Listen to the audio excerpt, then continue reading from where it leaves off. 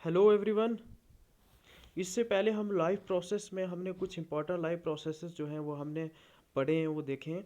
जिसमें सबसे पहले हमने न्यूट्रिशन की बात की थी, न्यूट्रिशन कैसे होती है प्लांट्स और एनिमल्स के अंदर। फिर उसके बाद हमने देखा था कि रेस्पिरेशन जो है, ठीक है, ये इंपॉर्टेंट लाइफ प्रोसेस है और ये देखा था ह्यूमन बींग्स में, प्लांट्स में कैसे होती है। और फिर उसके बाद हमने देखा था कि ट्रांसपोर्टेशन जो है ये कैसे होती है प्लांट्स और एनिमल्स के अंदर। तो ये थे कुछ इंपॉर्टेंट लाइफ प्रोसेसेस। और इसी तरह से आज हमारा जो फोकस रहेगा वो है एक और इम्पॉर्टेंट लाइफ प्रोसेस जिसको हम कहते हैं एक्सक्रीशन। ठीक है। अब जो भी एनिमल्स हैं, ठीक है, वो क्या करते हैं, बॉडी के अंदर वो फूड लेते हैं।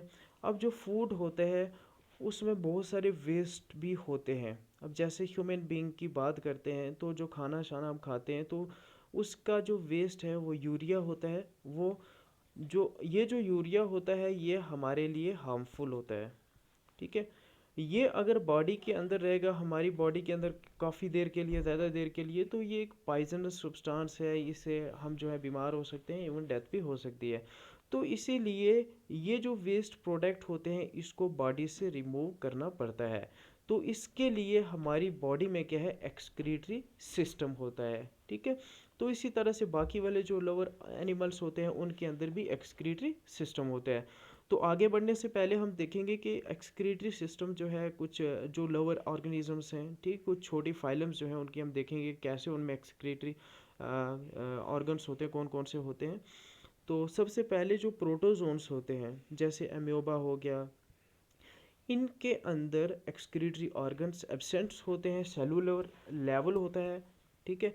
तो इसीलिए ये अपनी बॉडी से जो वेस्ट है ये रिमूव करते हैं by the process of diffusion. कि बिल्कुल वो जो वेस्ट होता है वो बॉडी से डिफ्यूज़ कर लेता है इन्वायरमेंट में और वो बॉडी से चला जाता है। और उसके बाद जो पोरीफेरेंस हैं और सिलेंट्रेट्स हैं, इनके अंदर वाटर कैनाल सिस्टम होता है। ठीक। और प्लेटी हेलिमेंथिस, ठीक है, जो फ्लैट वार्म है और राउंड वार्म है, इनके अंदर एक्सक्रीटरी ऑर्गन्स होते हैं, फ्लेम सेल्स। एनालिड्स में इसी तरह से नेफ्रीडियाज होते हैं। आर्थ्रोपोड्स में ग्रीन ग्लैंड और मेल्फिजियन ट्यूब्यूल्स होती हैं। मोलस्क्स के अंदर मेटानेफ्रीडिया होते हैं। इकाइनोडर्मेट्स के अंदर वाटर वेस्कुलर सिस्टम होता है। और इसी तरह से जो रेप्टाइल्स हैं, बर्ड्स हैं और एनिमल्स हैं जिन पे हमारा मेन फोकस रहेगा, इनके अंदर एक्सक्रीटरी ऑर्गन जो है वो मेन क्या है, किडनीज हैं। तो आज जो है आप पहले हम देखेंगे कि ह्यूमन बींग्स में एक्सक्रीशन कैसे होती है और फिर उसके बाद प्लांट्स के अंदर। अब ह्यूमन बींग में एक्सक्रीटरी ऑर्गन्स जो हैं वो ये हैं 4। वन पेयर ऑफ किडनी होता है, वन पेयर ऑफ यूरिटर, एक यूरिनरी ब्लैडर और यूरिथ्रा। ये सारे जो ऑर्गन्स हैं ये मिल के बना देते हैं ह्यूमन एक्सक्रीटरी सिस्टम बनाते हैं। तो पहले एक बार जो है एक सिंपल सी डायग्राम हम देख लेते हैं। ये हैं किडनीज, ठीक है, वन पेयर ऑफ किडनीज। दोनों किडनीज से जो है इस तरह से ट्यूब लाइक स्ट्रक्चर जो है वो निकलती हैं, जिनको हम क्या कहते हैं, यूरिटर्स कहते हैं। और ये क्या करती हैं कि जो यूरिन वगैरह होता है, जो वेस्ट होता है, इसको कहाँ लेके जाती है, ब्लैडर के अंदर, यूरिनरी ब्लैडर के अंदर। और फिर उसके बाद इसको बॉडी से वेस्ट को रिमूव किया जाता है थ्रू यूरिथ्रा। तो हर एक जो पार्ट है इसको हम देखेंगे। सबसे पहले हम बात करते हैं किडनीज के बारे में। अब जो किडनीज होती हैं इनकी शेप कैसी होती है, बीन शेप्ड होते हैं। ठीक है।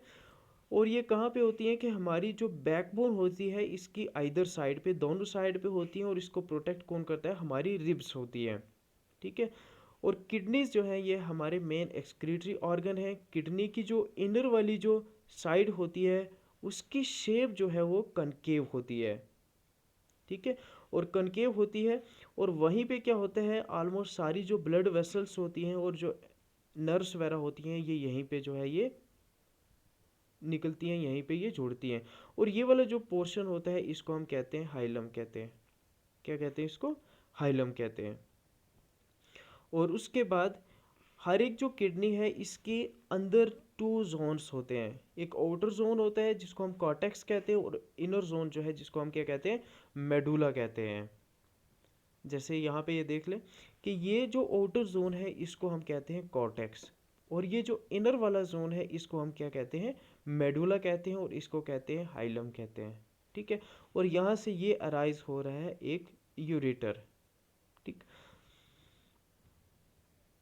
तो उसके बाद हर एक जो किडनी है, ठीक है, इसका काम क्या होता है कि जो यूरिन होता है इसकी फॉर्मेशन, यानी जो हमारी बॉडी में गंदा ब्लड होता है जिसके अंदर यूरिया वगैरह होता है, तो उसको क्या करना, उससे रिमूव करना। तो इसको रिमूव करने के लिए किडनीज के अंदर कोई ना कोई चीज़ तो होनी चाहिए ना। तो वो क्या है, नेफ्रॉन्स होते हैं। हर एक किडनी में 10 से लेके 15 लाख नेफ्रॉन्स होते हैं। 10 से 15 लाख नेफ्रॉन्स होते हैं और ये कंटिन्यूसली वर्क करते रहते हैं। ठीक है, और यही जो है फिल्ट्रेशन का जो काम है वो करते हैं। इसीलिए नेफ्रॉन को हम फंक्शनल यूनिट ऑफ किडनी भी कहते हैं। ठीक है, तो किडनी की पहले हम स्ट्रक्चर देख लेते हैं कि ये वर्क कैसे करती है। लार्जर डायग्राम से हम देखते हैं इसको। अब देखो यहाँ पे क्या है, अरोटा है, ये वाली जो आर्टरी है इसको हम क्या कहते हैं, अरोटा कहते हैं। ठीक है, और ये वाली जो यहाँ से वेन निकल रही है इसको हम कहते हैं वेना केवा कहते हैं। ठीक है, इंफीरियर वेना केवा कहते हैं इसको। अब ये जो अरोटा होता है इसके अंदर ऑक्सीजनेटेड ब्लड होता है। ठीक है, अब ऑक्सीजनेटेड जो ब्लड होता है, लेकिन साथ साथ में इसमें क्या होता है, वेस्ट वगैरह भी होते हैं, नाइट्रोजनस वेस्ट होते हैं, जैसे यूरिया हो गया।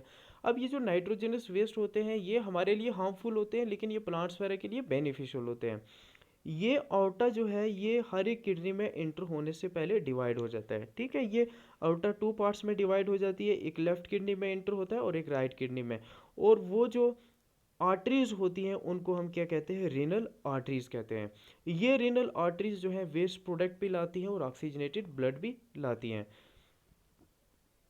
तो अब किडनीज के अंदर जब ये ब्लड पहुंच जाता है जिसके अंदर यूरिया वगैरह होता है, तो किडनीज के अंदर बहुत सारे नेफ्रॉन्स होते हैं।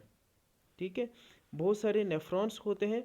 ये जो नेफ्रॉन्स होते हैं ये क्या करते हैं, उस ब्लड को फिल्टर का काम करते हैं, उसको फिल्टर करते हैं।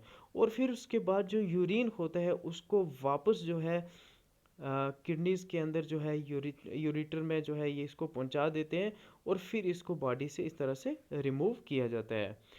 ठीक है, तो जो प्योर ब्लड होता है जिसके अंदर अब कोई वेस्ट नहीं है लेकिन डीऑक्सीजनेटेड होता है, वो वापस चला जाता है थ्रू दिस वैन। ठीक है, इस वैन को हम क्या कहते हैं, रीनल वैन कहते हैं। ठीक है, यहाँ पे देखो कि रीनल आर्टरी से जो ब्लड है, ठीक है, जिसके अंदर वेस्ट है वो हमारी किडनीज में आता है और किडनीज के अंदर नेफ्रॉन्स होते हैं। ठीक है, बहुत सारे नेफ्रॉन्स होते हैं। तो वो जो नेफ्रॉन्स हैं वो कंटिन्यूसली वर्क करते हैं। फिर उसके बाद जो वेस्ट होता है वो अलग हो जाता है और वापस जो ब्लड है जिसके अंदर अब कोई वेस्ट नहीं है इसको वापस लेके जाती है रीनल वैन कहते हैं इसको। ठीक है, रीनल का मतलब ही होता है किडनी। ठीक है, इसको हम किडनी वैन या किडनी आर्टरी भी कहते हैं। तो ये था किडनी। अब दूसरा जो मेन पार्ट है किडनी का वो है यूरेटर। ठीक है, हर एक किडनी से जो अब वो जो वेस्ट होता है, ठीक है, जो यूरिन बन रहा है तो इसको यहाँ से ले भी जाना है, इसको बॉडी से रिमूव भी करना है। तो यहाँ से रिमूव कौन करता है, लेके कौन जाता है, यूरेटर लेके जाता है। कहाँ पे, यूरिनरी ब्लैडर के अंदर लेके जाता है। ठीक है, तो यूरेटर्स जो है ये दोनों किडनी से अराइज होते हैं और ये कहाँ से होते हैं, हाइलम रीजन से, यहाँ से। ठीक है, और ये कहाँ पे ओपन होता है, यूरिनरी ब्लैडर में। इसका काम सिंपल यही है कि जो यूरिन होता है इसको किडनी से कहाँ पे लेके जाना, यूरिनरी ब्लैडर के अंदर लेके जाना। ठीक, तो अब जो यूरिनरी ब्लैडर है, ठीक है, इस देखते हैं। यूरिनरी जो ब्लैडर है ये थिन वॉल्ड होता है, इलास्टिक होता है और ये बैग लाइक स्ट्रक्चर होती है और ये एब्डोमेन में होता है, लोअर एब्डोमेन में। इसका काम क्या होता है, यूरिन को स्टोर करके रखना। इसकी जो इनर वाली वॉल्स जो होती हैं उनके अंदर इनवॉलेंटरी मसल्स होते हैं, यानी जिनके ऊपर हमारा कंट्रोल नहीं होता है, जो खुद ब खुद जो है वो काम करते हैं। ठीक, अब जब यूरिनरी ब्लैडर के अंदर यूरिन पहुंच जाता है तो फिर उसको रिमूव किया जाता है थ्रू यूरिथ्रा। ठीक है, तो ये था हमारा एक्सक्रीटरी सिस्टम। ठीक है, यहाँ से एक बार मैं दोबारा से आपको बता देता हूँ कि ये ऑर्टा है जो ऑक्सीजनेटेड ब्लड लाती है, लेकिन साथ में इसके अंदर नाइट्रोजनस वेस्ट होते हैं। ये अरोटा जो है दोनों आर्टरी, दोनों किडनीज के अंदर इंटर करता है और किडनी में इंटर होने से पहले ये डिवाइड हो जाता है ठीक है, रीनल आर्टरीज में से। एक रीनल आर्टरी राइट वाली किडनी में एंटर होती है और एक लेफ्ट वाली में होती है। ठीक है, अब जब यहाँ पे जो नेफ्रॉन्स होते हैं, किडनीज जो हैं, ठीक है, ये फिल्टर कर देती हैं वेस्ट को। तो जो वेस्ट होता है, जो यूरिन होता है, ये यूरिटर से यहाँ से ये चला जाता है यूरिनरी ब्लैडर में, और यूरिथ्रा जो है इससे हम बॉडी से इसको रिमूव कर देते हैं। अब जो ब्लड है जो अब साफ़ हो चुका है, जिसके अंदर अब वेस्ट नहीं है, तो इसको वापस कौन लेके जाता है? दोनों किडनी से जो है वो अराइज होती है रीनल वेन्स। ये रीनल जो वेन है यहाँ से ये वापस एंटर होती हैं, ये कंबाइन होती हैं और ये बना देती हैं यहाँ पे वेना केवा, और ये वेना केवा जो है लेके जाती है वापस इस ब्लड को। एक बार जो है इसकी इंटरनल स्ट्रक्चर आप देख लें, यहाँ से स्क्रीनशॉट ले लें आप, और उसके बाद ये जो एक्सक्रीटरी सिस्टम है इसकी भी आप स्क्रीनशॉट ले लें। ओके, तो अब हमने देखा है कि हर एक किडनीज में क्या होता है कि 10 to 15 लाख नेफ्रॉन्स होते हैं, और नेफ्रॉन जो है यही फंक्शनल यूनिट होती है हमारी किडनीज की, यही फिल्ट्रेशन का काम करते हैं। तो नेफ्रॉन की स्ट्रक्चर जो है हम देखेंगे, ठीक है, और उसके बाद कि ये वर्क कैसे करता है। तो पहले हम देखते हैं कि इसकी स्ट्रक्चर क्या है, ठीक है, कि नेफ्रॉन की स्ट्रक्चर क्या है, पहले यहाँ पढ़ लेते हैं, फिर हम जो है इसकी डायग्राम देखेंगे कि नेफ्रॉन जो है ये बेसिक फिल्टरिंग यूनिट है हमारी किडनी की, और हर एक किडनी में 10 to 15 लाख जो है नेफ्रॉन्स प्रेजेंट होते हैं। और जो मेन पार्ट्स होते हैं हमारे नेफ्रॉन के वो कौन कौन से हैं? Glomerulus, Bowman capsule, proximal convoluted tubule जिसको हम पीसीटी भी कहते हैं, उसके बाद लूप ऑफ हेनले आती है, फिर डिस्टल कन्वोल्यूटेड ट्यूब्यूल जिसको डीसीटी कहते हैं, और फिर उसके बाद कलेक्टिंग डक्ट कहते हैं। ठीक है, तो ये है मेन पार्ट हमारी नेफ्रॉन के अंदर जो किडनीज में होते हैं। तो यहाँ पे एक बार हम देखते हैं इसकी स्ट्रक्चर, ठीक है, ये वर्क कैसे करते हैं। ये वाला जो पोर्शन है, इससे अबोव वाला जो पोर्शन है, ये होता है कॉर्टेक्स में, और ये होता है मेडुला में। जैसे अभी आपको बताया कि किडनी के 2 रीजन्स होते हैं, कॉर्टेक्स और मेडुला, तो ये रीजन होता है कॉर्टेक्स में और ये होता है मेडुला में। अब जब एक नेफ्रॉन के अंदर जो ब्लड जिसके अंदर नाइट्रोजनस वेस्ट होता है, ठीक है, उसको लाता कौन है? एफरेंट आर्टरियोल लाता है। ठीक, और ये जो वेस्ट है, ठीक है, जब यहाँ पे ये एंटर होता है तो यहाँ पे ये डिवाइड हो जाती हैं, ये जो आर्टरी है ये डिवाइड हो जाती है कैपिलरीज में। किस में हो जाती है? कैपिलरीज में, छोटी छोटी जो है, ठीक है, कैपिलरीज में ये डिवाइड हो जाती है। और यहाँ से क्या होता है कि ये जो वेस्ट है वो यहाँ पे बोमेन कैप्सूल के अंदर चला जाता है। ठीक है, ये परमिएबल होता है। तो ये वाला जो पोर्शन है नीचे वाला, इसको ये कप लाइक जो स्ट्रक्चर है इसको हम कहते हैं बोमेन कैप्सूल कहते हैं। ठीक है, तो जब वो जो वेस्ट है बोमेन कैप्सूल में आ जाता है, ठीक है, तो अब किडनी, ये जो आर्टरी है, ठीक है, इसमें से वेस्ट यहाँ से चला गया, और इसको वापस यहाँ से लेके कौन जाती है? इफरेंट आर्टरियोल लेके जाती है वापस इस ब्लड को, जिसके अंदर अब नाइट्रोजनस वेस्ट नहीं है। जो ये वेस्ट बोमेन कैप्सूल में चले जाते हैं, इसके अंदर बहुत सारे इम्पॉर्टेंट, ठीक है, न्यूट्रिएंट्स भी होते हैं, जैसे ग्लूकोज हो गया, वाटर हो गया, ठीक है, इलेक्ट्रोलाइट्स होते हैं, सोडियम पोटेशियम आयन होती हैं। ठीक है, तो ये जो वेस्ट होते हैं इनको वापस जो है बॉडी में लेना पड़ता है, इनकी रीअब्जॉर्प्शन होती है। ठीक है, तो ये वाला जो पोर्शन है इसको हम कहते हैं प्रॉक्सिमल कन्वोल्यूटेड ट्यूब्यूल कहते हैं। इसको प्रॉक्सिमल कन्वोल्यूटेड ट्यूब्यूल क्यों कहते हैं? क्योंकि ये होता है बोमेन कैप्सूल के बिल्कुल पास में होता है। ठीक है, यहाँ पे क्या होता है प्रॉक्सिमल कन्वोल्यूटेड ट्यूब्यूल में? जो वाटर है, ग्लूकोज है, ठीक है, इलेक्ट्रोलाइट्स हैं, अमीनो एसिड्स जो हैं, ठीक है, जो उस ब्लड के साथ, जो उस वेस्ट के साथ यहाँ पे आ जाते हैं, उसकी क्या होती है? रीअब्जॉर्प्शन होती है। अब रीअब्जॉर्प्शन कैसे होती है कि ये जो नेफ्रॉन्स होते हैं इनके साथ में बहुत सारी कैपिलरीज होती हैं, ये जो वेस्ट होते हैं ये वापस, ये जो इंपॉर्टेंट न्यूट्रिएंट होते हैं सारी, ये इन कैपिलरीज के अंदर इंटर हो जाते हैं, यहाँ पे इनकी होती है रीअब्जॉर्प्शन होती है। और फिर उसके बाद ये जो वेस्ट है इसके अंदर, ठीक है, इंपॉर्टेंट कुछ न्यूट्रिएंट जो है वो अब्जॉर्ब हो जाते हैं। ठीक है, लगभग 60 to 70% जो इम्पॉर्टेंट न्यूट्रिएंट्स होते हैं वो यहीं पे ही अब्जॉर्प्शन जो है वो हो जाती है इनकी। और उसके बाद अब जो वेस्ट है जिसमें थोड़ा सा वाटर होता है, ठीक है, कुछ आयंस होती हैं, वो नीचे जाता है, ये वाला जो पोर्शन है जिसको हम कहते हैं हेनले लूप कहते हैं। हेनले लूप में क्या है कि यहाँ पे वाटर जो है इसकी दोबारा से अब्जॉर्प्शन होती है, सोडियम आयन और कैल्शियम आयन जो है इनकी भी क्या होती है यहाँ पे एब्जॉर्प्शन होती है। ठीक, अब यहाँ से ये जो लूप ऑफ हेनले का जो पार्ट है इसको हम कहते हैं डिसेंडिंग लिम्ब कहते हैं इसका। और ये वाला जो पोर्शन है अब जो फिल्टर रेट होता है वो यहाँ से इधर चला जाता है, इसको हम कहते हैं असेंडिंग लिम्ब कहते हैं। और फिर ये कहाँ पे पहुँचता है, ये वाला जो पोर्शन है जिसको हम क्या कहते हैं डिस्टल कन्वोल्यूटेड ट्यूब्यूल कहते हैं। ठीक है, ये वाला जो पोर्शन है इसको हम कहते हैं डिस्टल कन्वोल्यूटेड ट्यूब्यूल।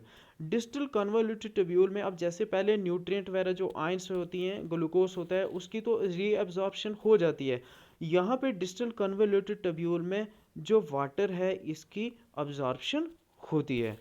ठीक है, और उसके बाद जो वेस्ट है ये चला जाता है कलेक्टिंग डक्ट के अंदर।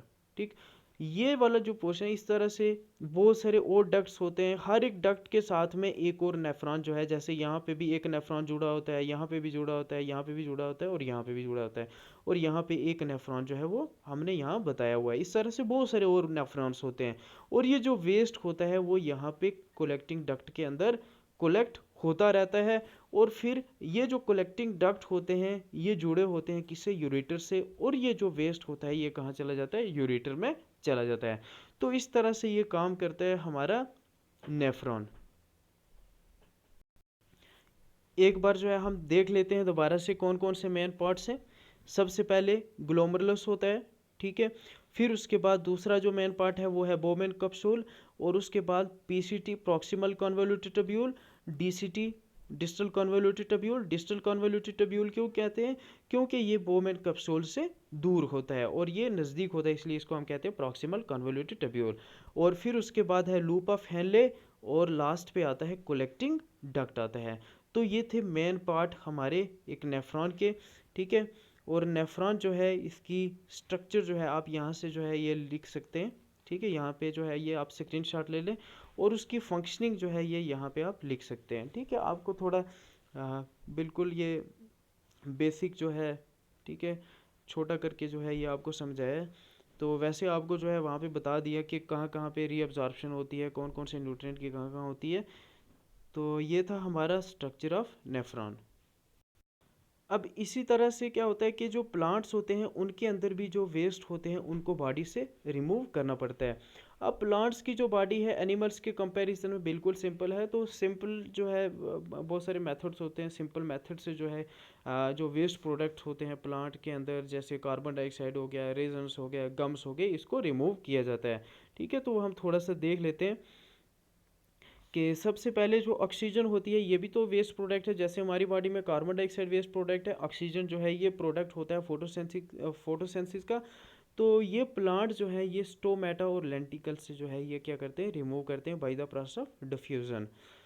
जो एक्सेस वाटर होता है ये लॉस होता है बाय ट्रांसपायरेशन। ठीक है, बहुत सारे जो वेस्ट प्रोडक्ट होते हैं वो प्लांट के जो वैक्यूल्स होते हैं उनके अंदर स्टोर्ड होता है।